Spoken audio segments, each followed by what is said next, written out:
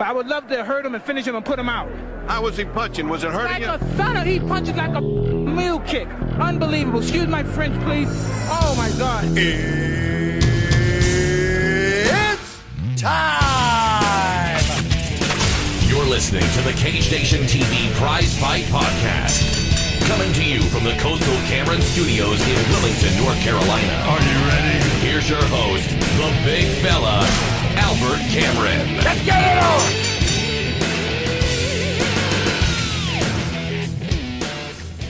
Thank you, everyone, for joining me for the Prizefight Podcast. I'm your host, the big fella, Mr. Albert Miller. And this is the first Prizefight Podcast of October. And every October, we fly a pink flag for cancer awareness. We definitely want to encourage all of our listeners, friends, business partners, do what you can at this moment to support breast cancer research or any kind of cancer, because cancer sucks. No one has ever woken up and be like, hey, you know what? I am so glad cancer is in my life. I firmly believe that all of us, as a people, as a race of human beings, we have the ability to go out, perform research, raise the funds necessary. We can make cancer a memory. Or we don't have to talk about cancer ever again. We have the ability, the potential as human beings to completely eradicate cancer from our understanding, from our realm of influence, from ever having to think of it ever again. This week on the Prizefight Podcast, we got headlines. We got This Week in MMA History making its comeback. But also, we're going to be talking about a conspiracy theory. Is the UFC aiming to abandon Fight Pass? Oh yes, friends. The writing is on the wall. I'm in my little closet with my little notebook scratching down things that I don't want the government or the UFC to see. We're going to be talking about that right here on the 71st edition of the Prizefight Podcast. Don't go nowhere. It's the Prizefight Podcast. Hey everyone, while we're taking a break, we just want to remind you that right now we are looking for new people to join the Cage Nation TV roster of creators. We're looking for creators who have a fight circuit close to home, who have a sincere passion for combat sports, and would like to help us bring new territories to the forefront of our coverage. For more information, visit www.cagenationtv.com/opportunity/pioneer or send us an email at cagenationtv@gmail.com. This is your Prizefight Podcast, weekly headlines from Cage Nation TV Australia. I'm Winston Shade. All of our headlines are coming to you from Sherdogcom.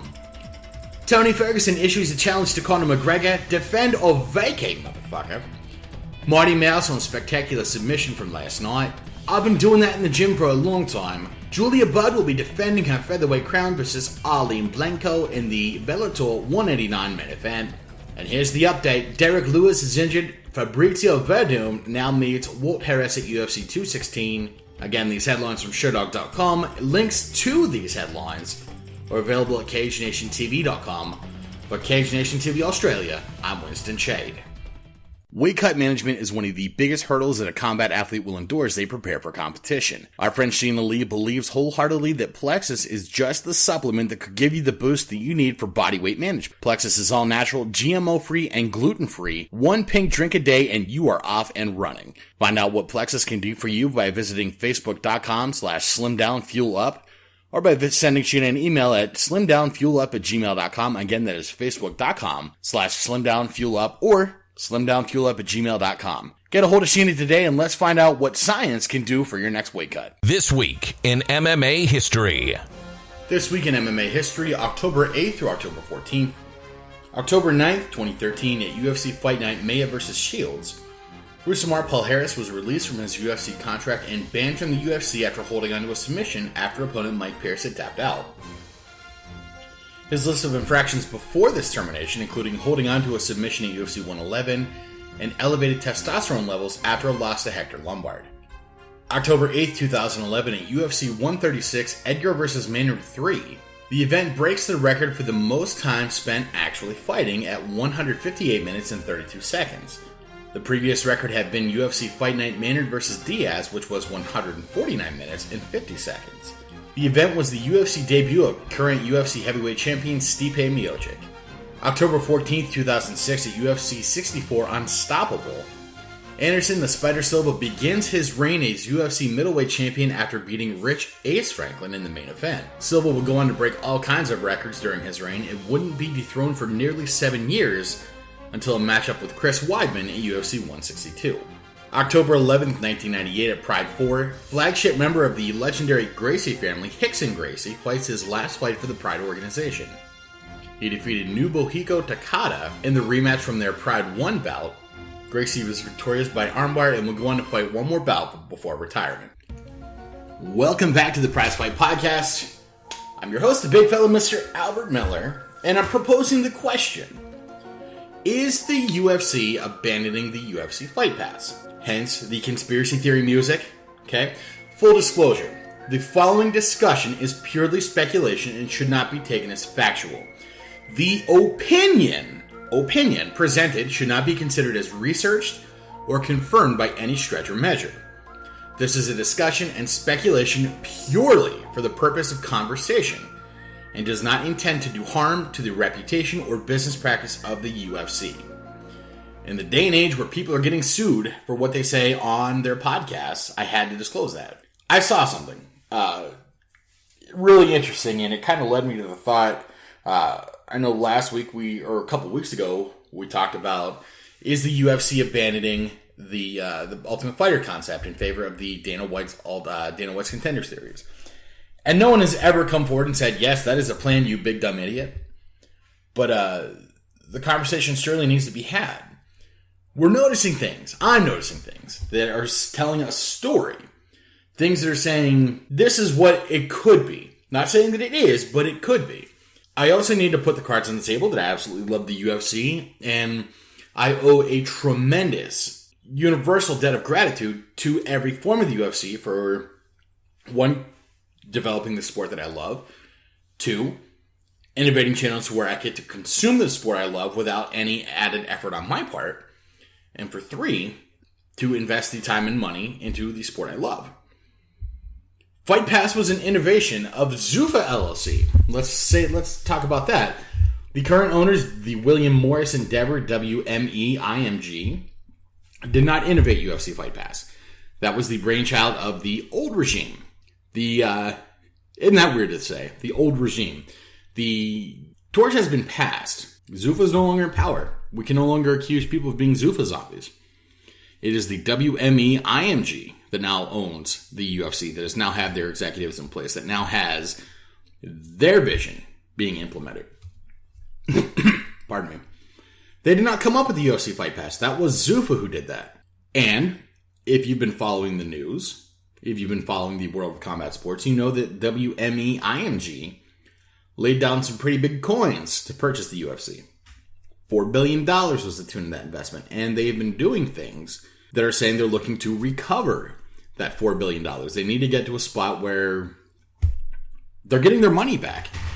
In business, there are a couple concepts. There's the break-even analysis. How much business does the UFC have to do before the checks they wrote and the checks they have coming in are dead even?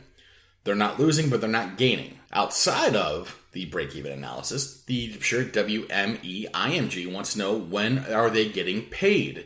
When are they in the black? When are they no longer in the red? And they've been doing things to try to get back in the red. We don't always agree with them.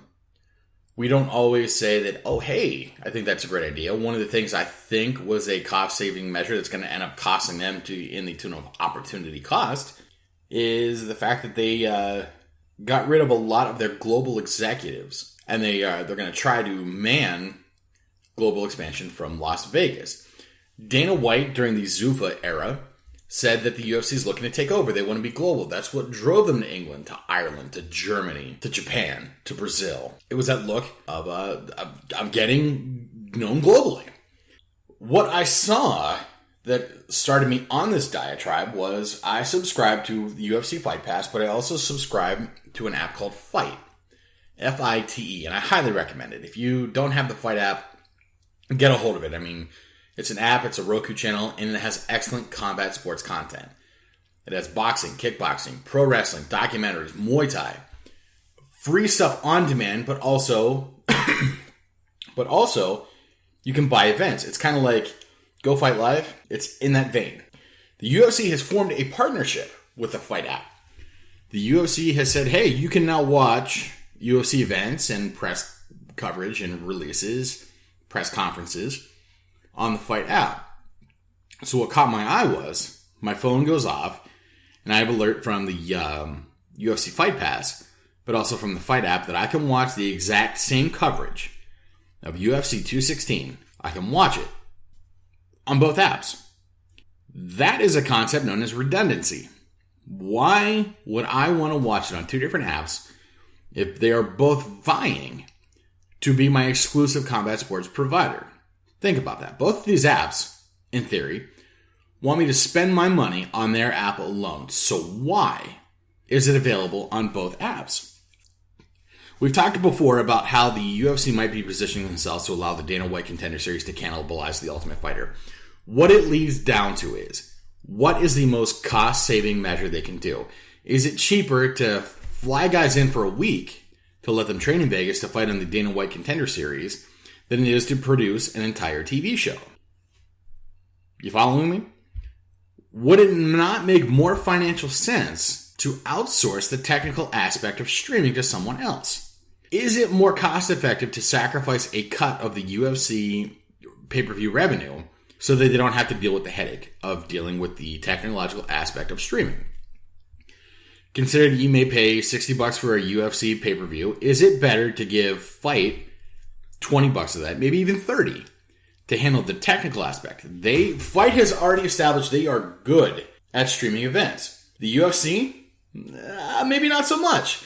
The UFC Fight Pass platform showed that there was some opportunities for improvement whenever the Mayweather versus McGregor streams were crashing, and they had to pay out a ton in refunds. Now, did the UFC take enough of a bath to want to be done with Fight Pass? Ask yourselves that. Did the UFC take enough of an ass kicking to be like, okay, we're done with streaming? It was maybe a month, maybe two after Mayweather versus McGregor that the deal with Fight app was announced. And at first I'm like, okay, well, maybe they're just broadening channels.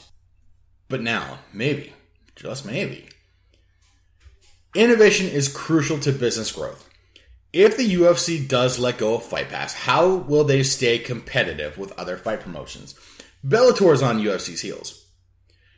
It's excellent timing on Bellator's part that there was a sea change, the change in hands of ownership from the UFC.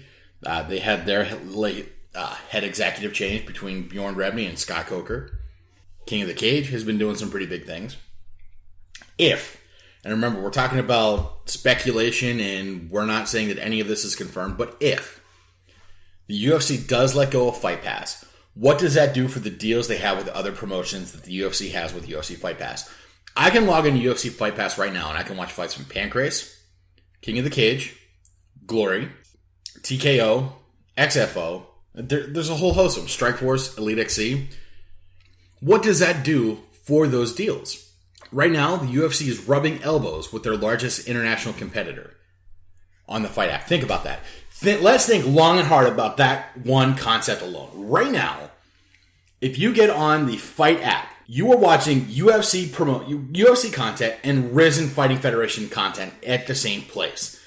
When I worked in radio and I was a traffic officer, it was extremely important that when I was taking advertisements from, like, say, Emily's Italian Restaurant and Dave's Southwestern Restaurant, that I do not put them back to back, because that is a conflict.